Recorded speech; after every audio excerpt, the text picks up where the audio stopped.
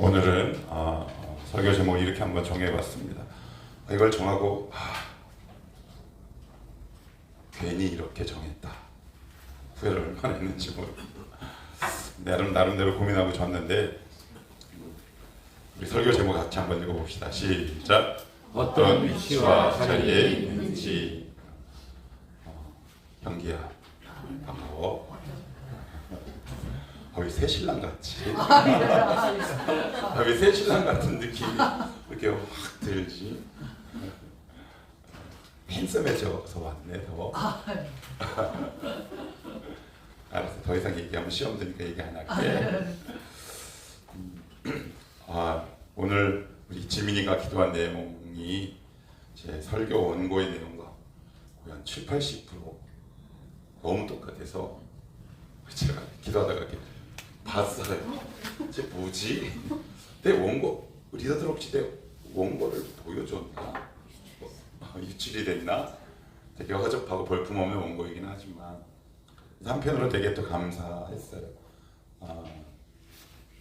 우리 성도들이 고민하고 있는 바가 기도로 나왔던 것처럼 우리의 고민하고 있는 바가 오늘 말씀 가운데 뭔가 접점이 되면 좋겠다 그런 생각이 들어서 아까 막 우리 지민이가 기도하는데 나도 모르게 막 아멘 막 어저께 뭐 결혼식에서 한 나온 아멘처럼은 아니지만 아멘이 막 절로 나왔어요. 자, 오늘은 제가 4년 전에 SNS에 올린 저의 개인 묵상글을 읽어드리는 곳으로 오늘 설교의 앞부분을 한번 열어볼게요. 그 본문은 이렇습니다. 사사기 8장에서 33절에서 34절인데 묵상 내용의 제목은 기드온이 이미 죽음에. 기드온이 이미 죽음에 이스라엘 자손이 돌아서서 바알들을 따라가 음행하였으며 또 바알브릿을 자기들의 신으로 삼고 이스라엘 자손이 주위의 모든 원수들의 손에서 자기들을 건져내신 여호와 자기들의 하나님을 기억하지 아니하며. 이것이 이제 해당 본문인데 그냥 제가 담담하게 읽어봅니다. 저의 치부를 나타내는 부분이긴 하지만 그냥 읽어보겠습니다. 신대원을 막 졸업할 즈음 전임 전도사로 부임할 무렵이다. 참으로 나는 무서울 것이 없어 보였다. 한마디로 약간 유식한 말을 빌려오면 역발산 기계세. 그만큼 기운이 넘쳤다. 그러나 과유불급이라 했던가 지나친 열정과 힘에 대한 후유증인지는 몰라도 전임 기간 나는 참 힘든 시간들을 보냈다. 지금 돌아보면 유치하다 못해 유아적인 자세와 태도로 전임 사역을 한 것 같아 하나님 앞에 얼마나 부끄러운지 모르겠다. 힘든 신대원 입시와 만만치 않았던 학비, 어려운 커리큘럼을 이수하고 졸업해서 그런지는 몰라도 왜 그렇게 꼿꼿하고 어깨에 힘은 잔뜩 들어가 있고 여유가 없었는지 지금 돌아보면 참 한심하다는 생각이 든다. 나는 서울의 한 중소형 교회로 부름을 받았다. 드디어 전임 사역의 첫 걸음을 뗀 것이다. 그러나 나에게 이 교회 현장은 결코 쉽지 않았다. 우선 인간관계가 쉽지 않았다. 지금 같으면야 얼마든지 유연하고 탄력 있게 대처할 수 있는 상황들, 예로 들면 담임 목회자와 성도들의 틈바구니에서 일어나는 크고 작은 의견 충돌 말이다. 누구의 편을 어떻게 들어야 하는지도, 무슨 말로 어떻게 대처해야 하는지도 모르는 답답한 상황들이 이어졌고, 내가 내린 결정마다 담임 목회자의 눈밖에 나는 경우가 다반사였다. 그 결과 나는 긴장의 임계점에 이르게 되고 드디어 나의 영혼은 소진되고 말았다. 이런 악순환이 되풀이되곤 했는데 그로 인해 자연스레 멀어지는 사역에 관한 나의 마음, 공동체 안에서의 긴장이란 어찌 보면 무의미한 시간으로 남았을 2년의 시간들. 그렇지만 하나님은 그런 나를 그냥 버려두지 않으셨다. 그런 무의미한 시간들을 의미 있는 시간으로 용도 변경해버리는 그분의 자비와 은혜가 아니었다면 나는 과연 어떻게 되었을까? 그 은혜의 내용이란 다름 아니라 나의 문제는 사역의 제1원인, 다른 말로 나는 사람을 보고 사역했던 것이다. 내가 충성하지 못하는 이유, 내가 사역에 관심이 없는 이유는 담임 목사에게 그 이유와 책임을 돌리려 했던 것이다. 불충하고 성실하지 못한 이유를 사람 탓으로 전가해버리는 기가 막힌 나의 은사, 그 깊은 나의 속내에는 불충함과 불순종의 DNA가 또아리를 틀고 있었던 것이다. 하나님은 바로 이것을 깨닫게 하신 것이다. 나쁜 사람을 만나서가 아니라, 어려운 사람을 만나서가 아니라 바로 내가 나쁜 놈이요 어려운 놈이었다. 그래, 맞다. 인정하기 쉽진 않지만 내가 그런 놈이었던 것이다. 이 말씀 앞에 나는 이스라엘 백성들에게 돌을 던질 수 없었다. 나는 철저히 사람이 주인인 사역을 감당함과 동시에 주님께 진정으로 헌신할 마음 자체가 애시당초 존재하지도 않았음을 2년의 시간 동안 알았다. 기드온이 이미 죽음에, 그가 죽은들 이스라엘의 신앙과 무슨 연관이 있단 말인가? 기드온이 살아있으나 죽어있으나 이스라엘 백성은 아무런 관계가 없다. 자신들의 길만 뚜벅뚜벅 걸어가면 될 것을 이스라엘 백성은 기드온을 핑계 삼아 하나님을 떠난 것이다. 사실 이스라엘은 하나님을 섬길 마음이 조금도 없었다. 아니, 어찌 보면 기드온이 죽기만을 바랐을지도 모른다. 그래야 하나님을 섬기지 못하는 그들의 이유가 정당성을 확보할 테니 말이다. 이제는 기드온의 움직이는 파괴적이고 수동적인 내 신앙의 모습을 던져버리고 오직 주님을 따라 움직이는 창조적이고 능동적인 삶으로 생을 마감하게 하소서. 주님, 이런 불충한 놈을 불러주셔서 죄송하고 감사합니다. 주님, 사랑합니다. 여러분, 이게 비단 저만의 고백일까요? 우리의 모든 고백이 될지도 몰라요. 이제 기독교 신앙이라는 게 이제 우리가 늘 머리에 그리고 있는 패턴들이 있습니다. 하나님, 저 기도하는데 왜 이럴까요? 저 예수 믿는데 왜 이럴까요? 분명히 강대상에서 선포되는, 아니 여러분들 개인에게 주시는 그 하나님의 말씀은 분명히 살아있고 나 받은 은혜가 있는데 하나님, 내가 닥치는 현실은 이게 굉장히 어렵다.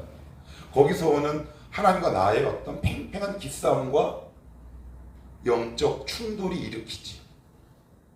그래서 어떨 때는 원망하기도 하고 불평하기도 합니다. 그럴 때 우리에게 나타나는 마음이 어떤 마음이냐면 마음이 딱딱해진다는 거예요. 왜요? 말씀과 현실이 너무 다르니까. 안 믿자니 괴롭고 믿자니 잘 안 되고, 안 믿자니 괴롭고 믿자니 그것도 안 되는 그 중간에 있는 수많은 현실 세계에 살아가는 성도들의 고충이 있어요. 성경은 그것을 외면하지 않습니다. 그것을 외면하지 않아요.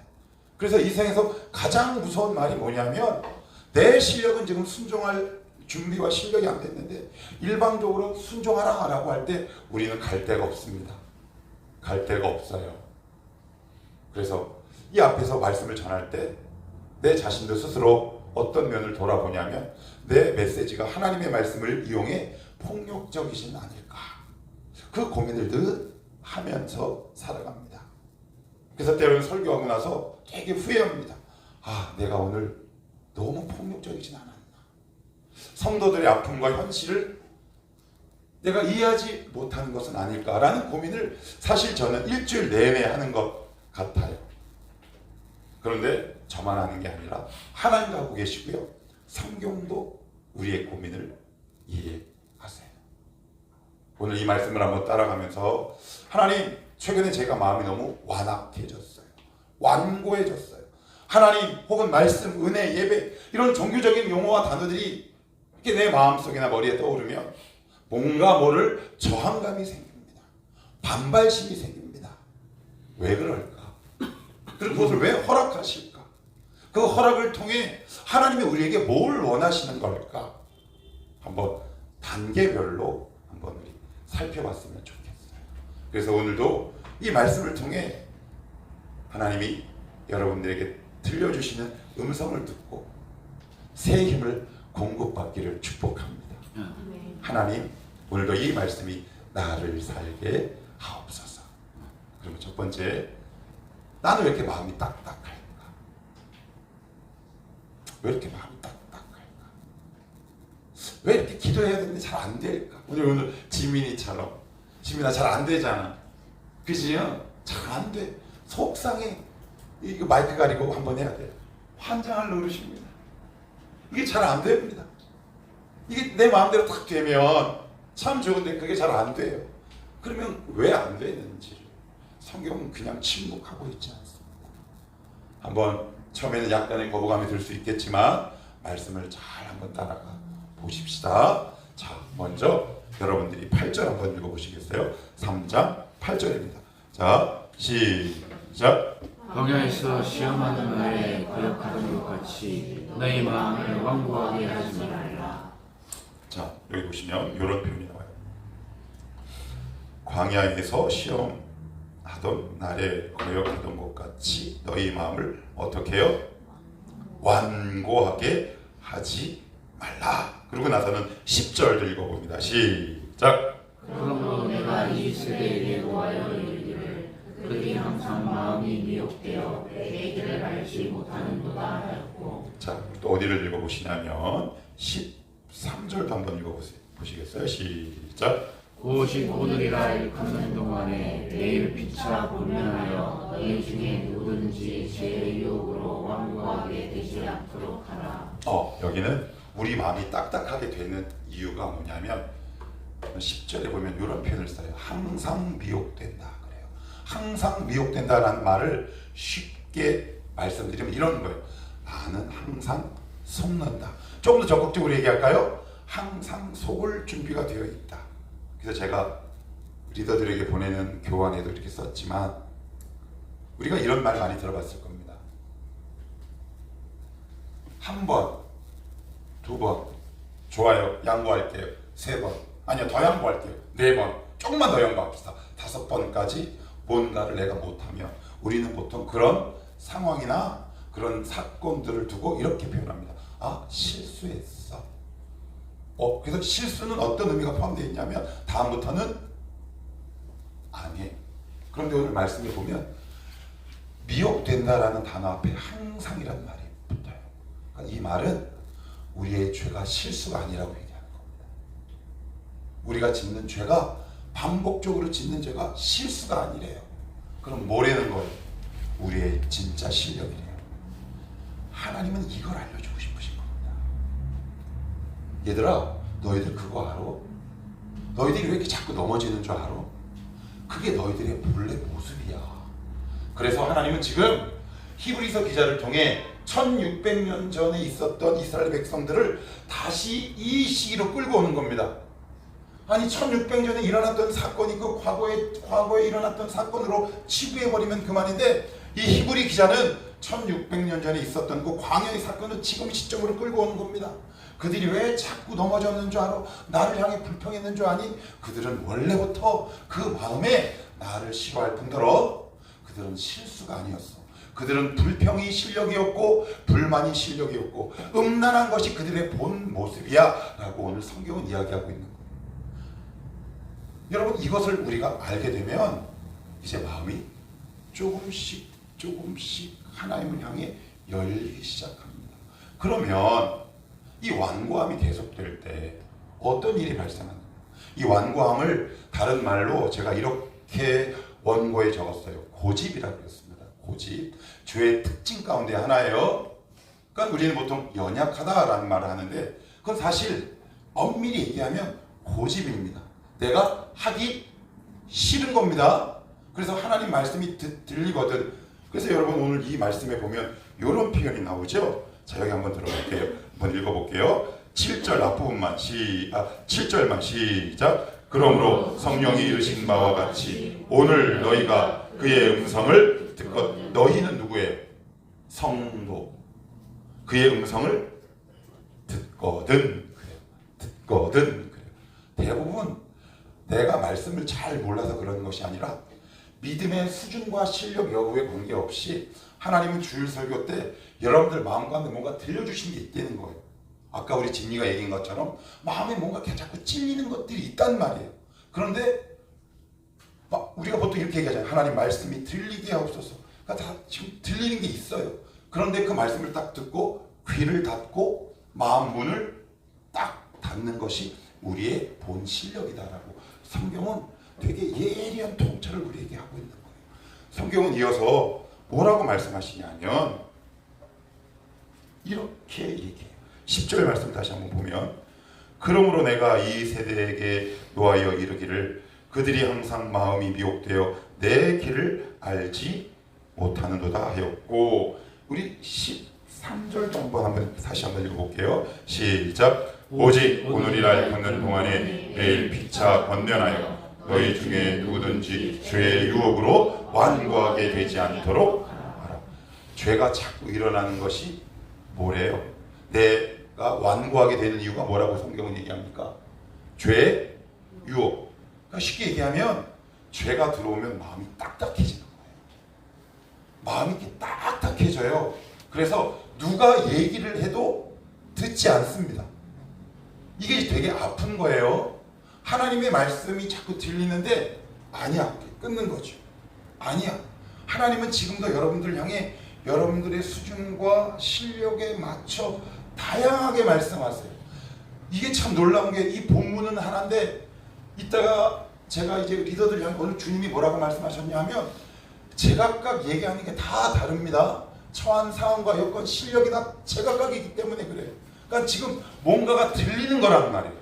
들리는데 내 마음이 딱딱해지는 이유는 뭐냐면 말씀이 들어와서 우리의 죄를 이렇게 딱 치죠. 그러면 우리는 거의 대부분이에요. 그러니까 이상한 게 아니에요. 이걸 버리라고? 그러면서 말씀에 대해서 귀를 딱 닫습니다. 그리고 마음의 문을 딱 닫는 순간 마음이 어떻게 돼요? 딱딱하게 됩니다. 그러면 사람의 말이 잘 들어오지 않아요. 그러면 하나님이 어떻게 하면 좋을까요? 그러면 하나님이 여러분들에게 뭘 어떻게 하길 요구하실까요? 너무 감사해요. 너무 감사해요. 우리가 머리에 그리는 답은 뭐냐면 이제 큰일 났다. 어떻게 하면 좋지? 그죠? 복 못 받나? 아니요. 성경은 되게 의외의 방법을 제시해요. 오늘 여기를 한번 볼게요. 17절 한번 봅시다. 17절입니다. 3장 17절. 자, 시작. 또 하나님이 40년 동안 누구에게 노하셨느냐? 그들의 시체가 광야에 엎드러진 범죄한 자들에게 하느냐? 되게 무섭게 느껴지죠? 이게 뭐냐면 이런 뜻이에요. 너 있잖아, 순종 안 하면 너 구원 못 받아라고 얘기하고 있는 게 아니에요. 그건 뭐냐? 광야 1세대가 죽습니다. 1세대. 그러니까 2세대는 이미 딱 본 거예요. 하나님의 말씀을 순종하지 않으면, 그래서 이게 무슨 뜻이냐면 하나님의 말씀이 내 귀에 들려. 그런데 난 이것을 순종하기 싫어. 그러면 우리의 일상 가운데 하나님이 무엇을 허락하시냐면 불순종의 대가와 열매들을 거두게 하세요. 여기까지 슬프잖아요. 근데 이건 슬픈 게 아니에요. 왜 그런 줄 아세요? 왜 그런 줄 아세요? 우리 인간에게는 자유의지를 주셨단 말이에요. 하나님은 지금도 여러분들을 공포와 두려움으로 다가갈 수 있어요. 너 순종 안 해? 그럼 칼을 우리 목에 탁 디밀고 너 나 사랑 안 해? 그러면 우리 잠시나마 네 할 수 있어요. 여러분 혹시 중세에 일어났던 유명한 역사적 사건 가운데 십자군 전쟁 들어보셨나요? 십자군 전쟁에 관한 교회사를 보면 이런 대목이 나와요. 이 십자군, 유럽에서 결성된 십자군들이 이슬람 교도들을 이제 정복하기 시작합니다. 그래서 마을마다 굉장히 잔혹하게 그들을 살해해요. 근데 살아있는 사람들을 향해 어떻게 했냐면 칼을 목에다가 딱 대고 이렇게 얘기합니다. 너 개종해? 안 해? 그러면 어떻게 목숨을 당장 부지해야 하니까 개종한다고 그럽니다. 그런데 10년도 채 되지 않아서 기독교가 수준 이하로 뚝 떨어져 버리고 기독교가 오염되기 시작합니다. 하나님은 우리를 그렇게 다루거나 성장시키지 않고요. 어떻게 하느냐? 좋다. 네가 내가 말했는데도 불구하고 네가 그 길대로 살려면 잠시 허락한다. 그래서 여러분들을 마음대로 어느 일정 부분 살게 하십니다. 그래서 때로는 물질에 손해를 보게 하시고 때로는 인간관계가 깨지게 하시고 아니면 영혼이 답답하게 하십니다. 그리고 나서는 다시 한 번 또 말씀하세요. 야, 이제 네 마음대로 살아본 결과 나를 혹시 필요로 하지 않니? 라고 물어보십니다. 그런데 어떤 사람은 여기에 지혜가 있어요. 어떤 사람은 청년에 때 깨닫는 사람이 있고요.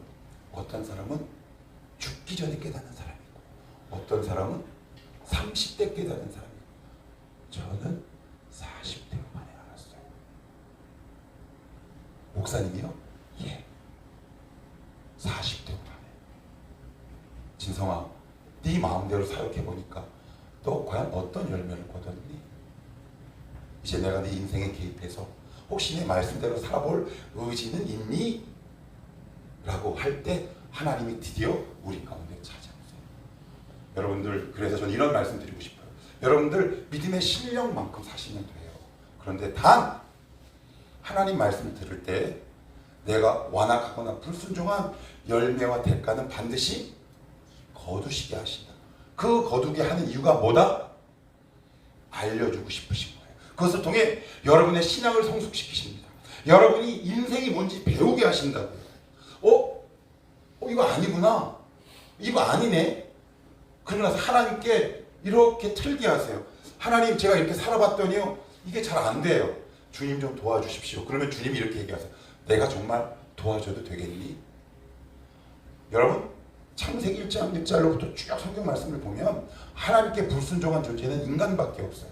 창세기 1장을 보시면 어떤 단어가 나오는 줄 아세요? 말씀대로 되니라.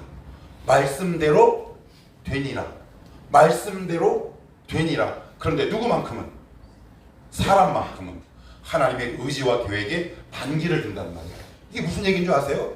모든 피조물 가운데 인간에게만 주신 자유의지가 얼마나 소중한 특권인지 알고 우리를 알려주시고 가르치신단 말이에요. 나는 네가 네 마음과 뜻을 다해 나에게 돌아오기를 원한다. 그러니 내가 기다릴게. 그러면서 하나님이 우리에게 제시하시는 방법이 있어요. 제시하시는 방법. 우리 집사님 치과 치료 받으셨죠? 저도 받아요. 여기 지금 나이들이 연배가 있다 보니까 치과 하셨죠? 저도요. 제가 얼마 전에 아직도 지금 제가 이제 목이 원래 제가 선천적으로 기관지가 조금 약해요. 지금 계속 좀 갈라지잖아요. 얼마 전에 한 3, 4주 전에 감기가 왔어요. 이제 왔는데 제 아내가 벌써 딱 보더니 약을 먹으래. 그런데 남자들은 병 가는 거 좋아해요, 싫어해요? 정말 싫어합니다. 막 예담이가 가! 그러면 안 가? 안 가죠. 저도 형이랑 똑같습니다. 저도 안 가요. 그런데 이제 고생을 좀 해보니까 갔어요. 딱 갔더니 약을 먹었더니 확실히 괜찮은 거예요. 아니면 혹시 여러분들 이런 경험 있으세요? 수면 내시경 혹시 받아보신 분? 혼자 갔나요? 이런 병진아, 원래 수면 내시경은 보호자가 있어야 돼요. 그리고 차도 못하게 하고 오잖아. 자, 그러면 조금 더 강도를 높입시다. 만약에 제가 개복 수술을 한다면, 나의 배를 여는 수술을 하면 수술하기 전에 반드시 필요한 게 있어요. 뭔지 아십니까? 수술 동의서가 필요해요. 그게 바로 4장 12절 13절이에요. 한번 읽어보세요. 4장 12절 13절. 자, 시작. 하나님의 말씀은 살아있고 활력이 있어 좌우에 날선 어떤 곰보다도 예리하여 공과 영과 및 관절과 골수를 찔러 쪼개기까지 하며 또 마음의 생각과 뜻을 판단하나니 지으신 것이 하나도 그 앞에 나타나지 않음이 없고 우리의 결산을 받을 진리의 눈앞에 만물이 벌거벗은 것 같이 드러나니. 전 이 문장을 보고 딱 세 단어가 떠올랐어요. 첫째, 수술. 그 다음, 내시경. 세 번째는 MRI. 여기 보면 찔러 쪼갠다 그러죠. 찔러 쪼개고 배를 여는 걸 뭐라 그래요? 수술. 그리고 그 신체를 쫙 투시해. 엑스레이나 MRI. 그죠? 하나님이 이 말씀을 탁 대고 우리에게 수술 동의서를 딱 갖고 오십니다. 진성아, 내가 너의 영혼을 수술해도 좋겠니? 하고 여러분들의 동의를 구합니다. 여러분들 지금 동의하십니까? 여러분들의 믿음의 수준만큼 하십시오. 단 이건 기억하셔야 합니다. 그리스도인은 말씀대로 살지 않을 때 거기에 상응하는 대가는 치릅니다. 그것을 통해 뭐하게 하신다? 인생을 배우게 하신다는 거예요. 그래서 지혜로운 사람이 어떤 사람입니까? 하나님의 수술 동의서에 빨리 사인하는 거예요. 하나님 저 할게요. 우리가 보통 병원에 왜 제가 치과 치료가 왜 늦었냐면 치과 치료 너무 힘들어요. 되게 아파. 그런데 제가 한번 호되게 지통을 알았어요. 제가 어금니 양쪽으로 다 이렇게 뺐거든요. 그게 왜 뺐냐면 이빨이 썩어서 뺐어요. 잇몸이 녹아가지고 이빨도 썩기도 하고. 그런데 이것을 한번 딱 치고 나니까 그 다음부터는 제가 이제 알아서 가기 시작해요. 이제 배운 거란 말이에요. 아, 이렇게 하면 안 되겠구나 라는 것을 제가 배웠어요. 그래서 치과를 가서 거기다가 수술 동의서는 없지만 의사가 치료 받으시겠어요? 네. 우리식 용어로 얘기하면 네. 하나님이 오늘도 여러분들에게 수술 동의서를 중간중간에 내미세요. 이렇게 음이나 진성아, 아나, 신집사야, 내가 너 영혼을 수술해도 되겠니? 그러면 여러분들이 거기다 이렇게 사인을 하면 되는데 잠깐만요. 아직 제 방식대로 더 살아보고요. 그러면 주님은 이렇게 뺨을 안 때리세요. 그러면 오케이. 조금 더 살아도 좋다. 거기에 따른 열매와 대가는 누가 책임져야 합니까? 이게 아픔. 이게 공포와 두려움이 아니라 그것을 통해 기다리시는 거예요. 이놈 언제 돌아오나 보자가 아니라 안타까운 마음으로 우리를 보고 계시는 거예요. 그러면서 항상 수술 동의서를 우리 앞에 이렇게 놓고 계세요. 하나님 저 여기 아픕니다. 하나님 저 마음이 아픕니다. 하나님 저 생각이 아픕니다. 하나님 저 이곳이 아픕니다. 어제는 늦게까지 설교 원고를 준비하다가 제가 짧은 동영상을 하나 봤어요. 한 장로님이 미국으로 이민 갔는데 그 아들이 정신분열증을 심하게 앓게 돼요. 그러면서 어느 날 장로님인 그 아버지에게 나와서 그 아들이 이렇게 얘기를 하더래요. 아빠 나를 좀 죽여달라고. 그게 부모에게 할 소리입니까? 그래서 그 장로님이 그 아들을 확 잡고 우리 한국으로 돌아가자. 그래서 이제 다시 한국으로 돌아와서 어떻게 해요? 기도할 거밖에 없잖아요. 그래서 하나님 앞에 막 기도했는데 어느 날 하나님이 이런 응답을 주시더래요. 아무개 장로야, 너 그거 아니? 사실 네 아들이 너를 살린 거야. 네 기도가 그 아들을 살린 거야. 나는 너를 오래 기다렸다. 하나님이 되게 다양한 방법으로 응답하세요. 오늘도 어떤 걸 여러분들에게 드리신다고요? 수술 동의서. 여러분 사인하시겠습니까? 여러분 믿음의 수준과 실력만큼 하십시오. 우린 더 이상 못해요. 그거면 좋게요. 여러분 그거면 좋게요. 하나님은 거창한 거 요구하시는 게 아니에요. 내가 있는 믿음의 수준만큼만. 그런데 여전히 내가 너무 힘들어. 너무 힘든데 하나님 앞에 나오지 않는다면 나는 수술 동의서에 사인하지 않는 거죠. 그러면서 집에서 끙끙 앓는 거죠. 그러면서 죽는 소리예요. 그리고 늘 제 아내가 저에게 자주 하는 말, 여보 그러지 말고 어디 가? 병원에 가. 사랑하는 청월함 성도 여러분, 끙끙 앓지 말고 하나님 앞에 놓여진 그 수술 동의서에 사인하시면 됩니다. 그러면 하나님이 말씀을 통해 여러분들의 가정과 기업을 조명하시고 수술해 가기 시작합니다. 내 인생에 정말 문제가 뭐였는지를 깨닫게 하십니다. 내 안에 이렇게 하나님을 사랑하는 마음이 없었구나 라는 것을 알게 하세요. 거기서부터 내 신앙이 집들이 지어져 가는 겁니다. 그런 집은 되게 견고합니다. 무너지지 않아요. 오늘 하나님이 여러분들에게 어떤 수술 동의서를 내미셨나요? 돈에 관한 수술 동의서입니까? 아니면 음란에 관한 수술 동의서입니까? 아니면 인간관계에 대한 수술 동의서입니까? 아니면 게으름에 관한 수술 동의서입니까? 그때 귀와 마음을 닫지 마시고 거기에 아멘으로 사인할 수 있게 되기를 축복합니다. 아멘. 그것이 지혜로운 인생입니다. 그런데 이것을 이스라엘 백성은 몰랐다.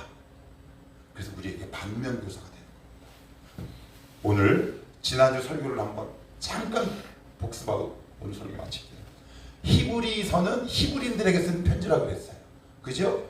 히브리인들은 다른 말로 유대인, 다른 말로 지금의 이스라엘 사람. 어떤 유대인? 기독교로 개종했다가 네로의 박해와 핍박이 이어지니까 옛날 다시 자기들이 믿고 신뢰했던 유대교로 돌아가는 연약함에 휩싸여 있는 성도들에게 쓴 편지입니다. 우리도 돌아가고 싶은 마음이 있단 말이에요. 그러니 돌아가지 말라 라는 권면과 때로는 꾸중과 훈계 차원에서 이 말씀을 기록한 것입니다. 어떤 수술 동의서를 최근에 받으셨어요? 저는요 최근에 물질에 관한 수술 동의서를 하나님이 저에게 이렇게 탁 보이셨어요. 우리 되게 예민한 부분이잖아요. 수술 동의서. 근데 제가 막 기도를 하다가 아멘. 하나님 고쳐주십시오. 이렇게 평안하죠. 이렇게 마음에 그 물질이 나를 누르질 못해요. 저는 안식하는 사람이에요. 자유하는 사람, 기쁨이 넘치는 사람. 그래서 그 주신 말씀을 내 기도 노트에 딱 적어놓고 그 기도할 때마다 그 본문을 읽습니다. 하나님, 저 기도할 때 약속하셨죠? 아, 그래 진성아 약속했지. 그건 뇌피셜. 전 그렇게 느낍니다. 어떤 부분입니까? 머리입니까? 오래된 습관이십니까? 아니면 독한 시기십니까? 어느 부분에 하나님이 수술 동의서를 오늘 여러분들에게 내미셨습니다. 거기에 여러분의 친필로 사인하십시오. 하나님 없이 살아보니 우리 가정이 엉망이 되었습니다. 내 인생이 뭔가 꼬이기 시작합니다. 아니 이렇게까지 않더라도 최근에 이렇게 뭔가 꼬일 때 오늘도 말씀을 통해 여러분들에게 동의서를 요구하실 때 거기에 빨리 사인하시는 겁니다. 주님이 도와주십시오. 그것이 어떤 인생이다? 지혜로운 인생. 어떤 자리에 어떤 위치에 있으십니까? 지금 여러분들이 막 고난당하는 자리입니까? 아니면 하나님의 음성이 최근에 들리십니까? 아니면 들렸음에도 불구하고 다시 돌아가는 위치에 있습니까? 그것을 벗어나서 하나님이 내미신 거룩한 동의서 앞에 여러분들의 음성과 고백과 삶으로 시인하고 사인하는 지혜로운 성도가 다 되시기를 주님의 이름으로 축복합니다. 아멘.